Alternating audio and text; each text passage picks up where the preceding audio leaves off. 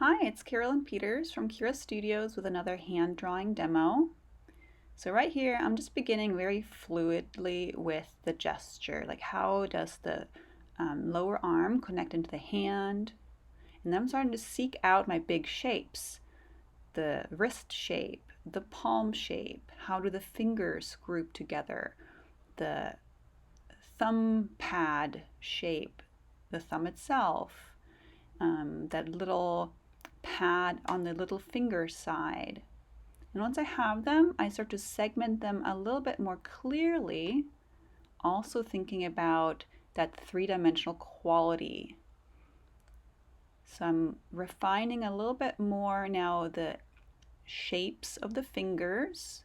So I began with just kind of like a little wire in the core of the finger to establish the length and direction. So now I'm starting to think about how thick is the finger, how does it taper? And when I have that, I start to think about the three-dimensional quality.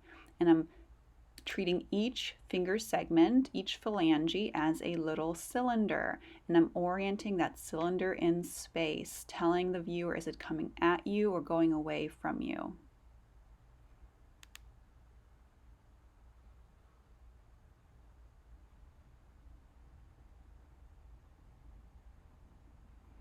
At this point, I'm looking at the contours again, and rather than just outlining, I am being very clear about which form is in front of which, creating clear T intersections. See how that thumb overlaps that index finger? So that's a clear T intersection. And I'm also being very clear about where the apex of a curve is. Where does the curve change direction?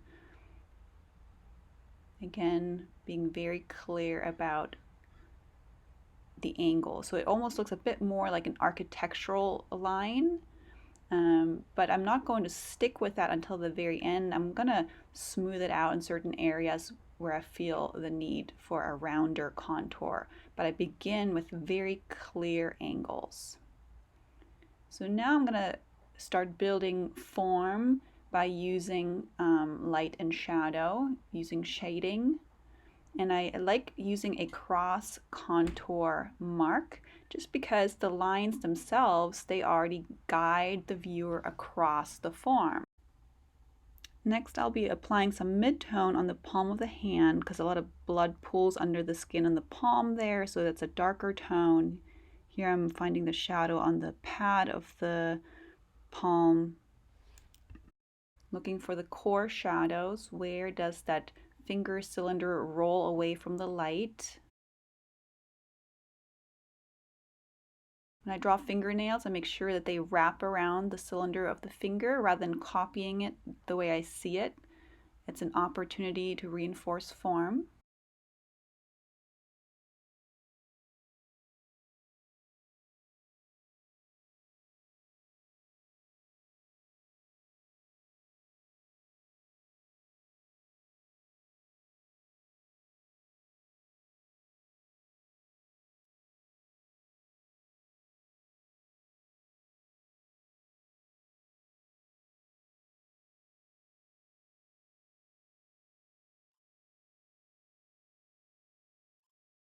So I'm seeking out the main tendons as well.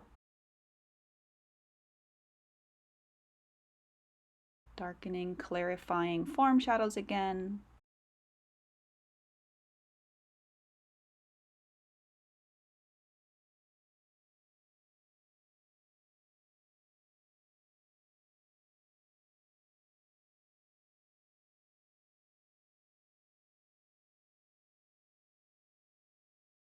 And as I draw, I constantly zoom out, kind of seeing the entire hand in one glance and asking myself, is this enough? Does this feel three-dimensional enough?